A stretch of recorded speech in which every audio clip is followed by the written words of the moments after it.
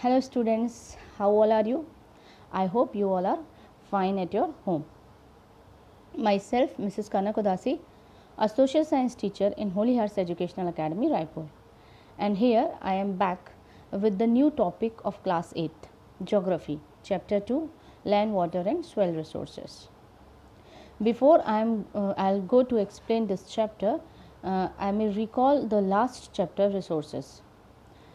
Resources is anything that satisfy human needs.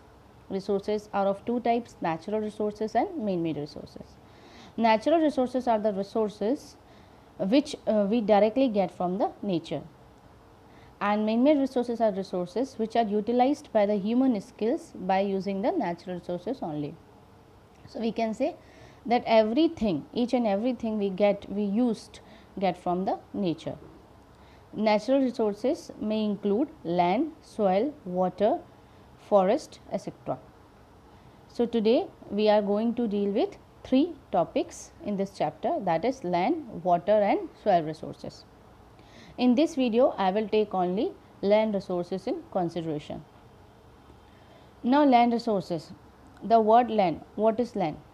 Land is the part of the earth crust on which we live or the survival of human being and other organism is possible. Land is also known as the part of the lithosphere, or we can say lithosphere means the land or the part of land on the earth crust. Out of 100% of the total geographical area of the earth, only 29% is land. Rest 71% is water. Now land is 29%. Now this is the question arise, this question may arise that the all land is habited by the human beings or animals or plants. The answer is no. Out of that 29%, only 10% of its area is habited by 90% of the world total population, and rest is inaccessible area or unproductive area or the barren land or the remote areas. So this we can say that only just a small part, only 1/10 of the part of our earth is there on which our human survival is going on. Now move to the next topic, land use. What is land use? Every country has its own land use pattern. Now land use means how the land is used.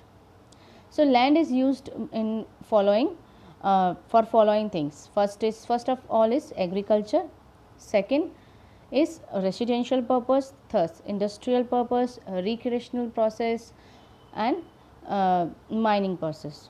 So it depends on the country's need and the country's geographical land form, about which the country can decide its own land use. Now just we are taking the example of India. We all know that India is the country that depends on the agriculture. Now the question arises why? The reason is that most of the area of India having the plain land. Plain land is the land which having the fertile soil and good presence of good water bodies for which are very much suitable for the crop cultivation. So India's land use, basically 57% of India land use is used for agriculture. Rest plateau areas are used for mining, coastal areas and the hilly stations are used for recreational purpose and so on. So in this way every country has their own land use pattern. It depends on the landforms like plateaus, plains or mountains area.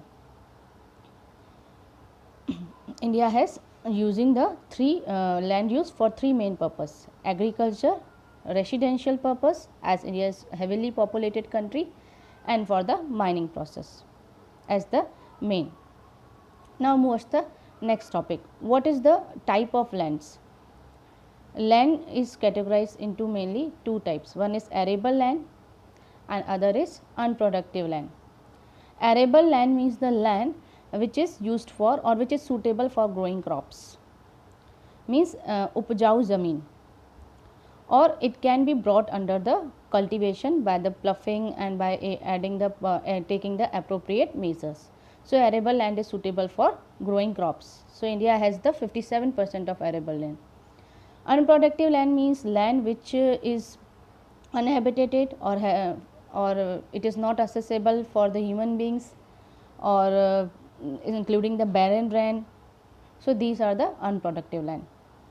In India, dense forest of the northeast side is uninhabited. So this is an example.